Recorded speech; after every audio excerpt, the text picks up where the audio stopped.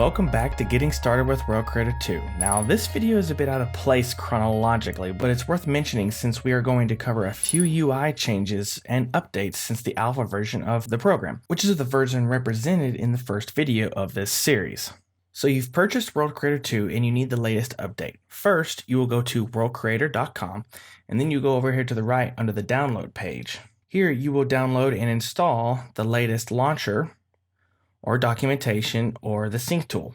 And the launcher is basically the hub for all the updates to the software, news, and latest features to World Creator 2. So after you have downloaded the launcher, be sure to run the launcher in administrative mode so we can avoid any hiccups that could possibly happen with your user permissions. Next thing we need to do is log in with the email that you used to purchase the software with and enter your password. If this is the first time you are launching the launcher, then you will need to make sure that your email is filled out in the first field here, and then click Send My Login Credentials per email. You will then be emailed a new password, and the password that you're given, just be sure to plug that here. Then all you need to do is just click Sign In, and now you're ready to begin. If there is an update to the launcher, or if there is an update to World Creator 2, over here in the bottom left, you will see a box, much like the launch box, but it'll say Update, and it'll tell you what you're updating to. The launcher is still under development, so I'm going to make sure that I cover this in a separate quick video whenever it is finalized. But for now, we're just going to go ahead and launch our software. So right off, you will notice a striking difference between the version I just showcased in the previous video of this series, and you will notice a difference in the UI in the next few videos. Like I said, this video is being produced out of chronological order based on how this video in the playlist is released, but I feel like what I'm going to show you here is pretty important to understand, but don't worry, all the concepts and workflow is identical to the old UI based on when this program was first presented. So to start, the UI has undergone a significant change in appearances. The UI is clean, concise, and is more minimalistic so you can focus easier on your content and less on the UI distractions.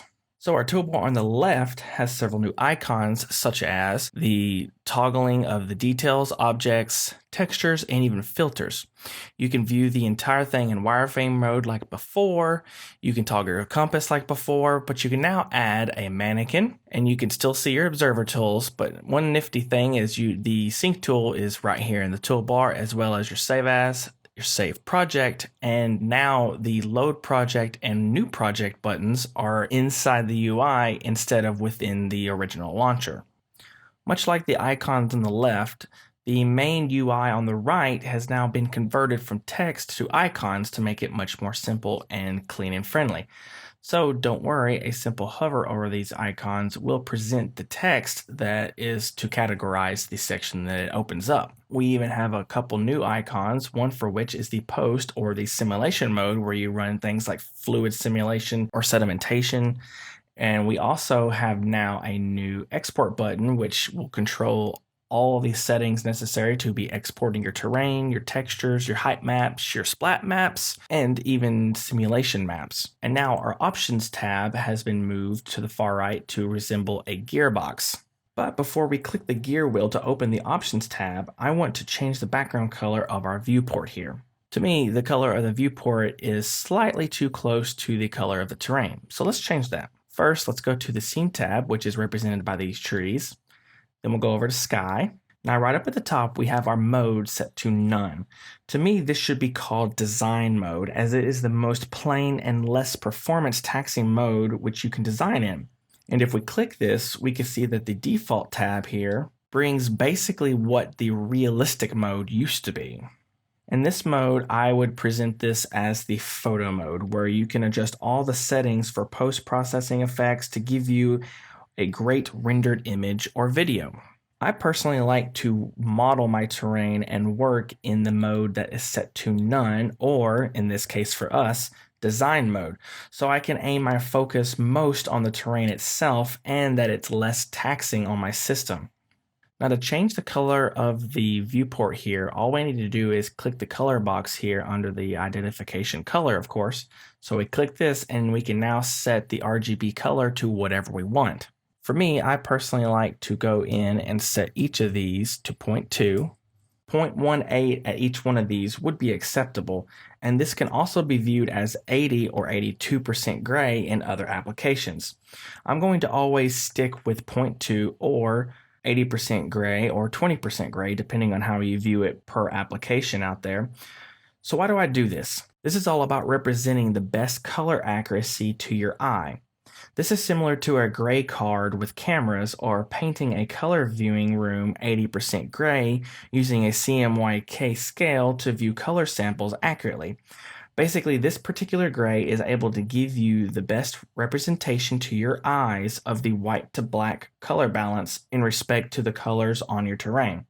This is more apparent when you start adding textures or reflectance and spectrum values to your terrain. So for me, I like to have the best gray to gray values represented on the colors of the terrain, so I'm going to make sure that this is always 0.2 at each value except the alpha channel.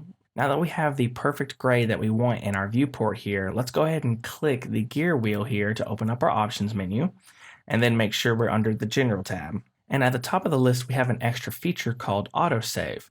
And if we click this, we can specify the minutes and the seconds of how often we want it to be auto-saved. This feature is nice, but if you have several textures applied or are running a simulation, you may want to make sure that the autosave is checked off so it doesn't ruin your system. And the only reason why it would ruin your system is if you're performing a simulation or the multi-frame generation progress bar is running and then World Creator hits that autosave point, and it tries to save while it's running a simulation or doing the generation, there could be some consequences to that as it may freeze the application. This is something that I hope that is worked on later and fixed, but right now that is just something to consider. My recommendation is to make sure the auto-saved is checked off and get into a habit ever so often by going over here and just saving your project. As in the previous version of the UI, you had the multi-frame generation option, but now you are able to specify how much workload is done per frame. This workload slider tells World Creator 2 how many operations must be calculated per frame. So the lower the value, the less tasks are being generated, while a higher value means more tasks are generated per frame. On the other side, if multi-frame generation is off, then all operations are trying to calculate on each frame. Erosion filters could pay a hefty toll on you in this situation. And lastly, here in this category, we could set the tessellation distance of some of the more taxing details. The higher the value on this slider, the further you can visually see the tessellation of the terrain details. I would recommend keeping this at the default, or at least setting this tessellation distance just about 1,000 meters beyond what your terrain's physical shape is if you're wanting to see the whole spectrum. Obviously, if you get above a 16K map, that could be taxing on your computer depending on what GPU you use. Let's now move on to the graphics sub-tab here. I won't cover everything in this list as most of these items are the same as before, but I will just go over a few. Such as we can now turn shadows on and off, as well as adjust the shadow distance just like we did in the tessellation. So let's just set this to something like 1000. We can't see our shadows, but as we get closer, they reappear. I would just go ahead and click this button here, this reverse arrow, to reset this category to the default values. The only other item here I want to quickly mention is the reflections now have the color selection option just like with our viewport, which could be handy if you're wanting to create specific biomes to control some type of atmospheric reflection or effect, as well as how smooth or metallic those surface reflections are being represented. And the last major update I want to cover real quick is the new Interface Subcategory. This tab is what dictates the entire UI color scheme, and it is very customizable. For example, if I just want to change the background of the entire main UI here, under General Skin Properties and Background, I can set it to be any color I want. And up at the top, you can also adjust the scale of the UI. If you've customized your colors down below with all these different options, everything that you can think of in the UI is able to be adjusted, all of its colors, every little bit. But back at the top, once you have the preset what you want, you could save that. You can load up a new one, or you can reset it back to the default. So for example, we can just load a different one, and these are located in the World Creator Data, Streaming Assets, and under the Skins folder. And here are some of the skins that come with World Creator 2 by default, except the TP, and that's mine, and I'll showcase that in just a minute. But say we wanted to go to the colorful skin, all we have to do is select it and open it. Give World Creator 2 a second, and now it has loaded up all the new colors of this UI. Let's go back and load up a different one. Let's try the red skin. Pretty nice.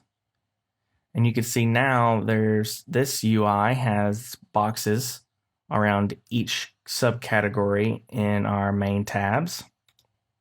But let's just go ahead and load the World Creator's default skin back up, which has categorized things in just the title formats and has gotten rid of the sub boxes.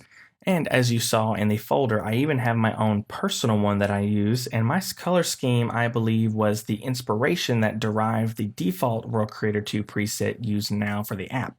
It's just a little bit different, and it was the original simple, flat, and minimalistic scheme that I had when the interface tab was implemented. So I'm going to load that up real quick. Skins and my custom UI. The color scheme has changed just a little bit. There is now one big fat box here, and instead of the bold titles standing out more, it is now just one simple clean box with a very thin categorized spacer, and this is my personal preference.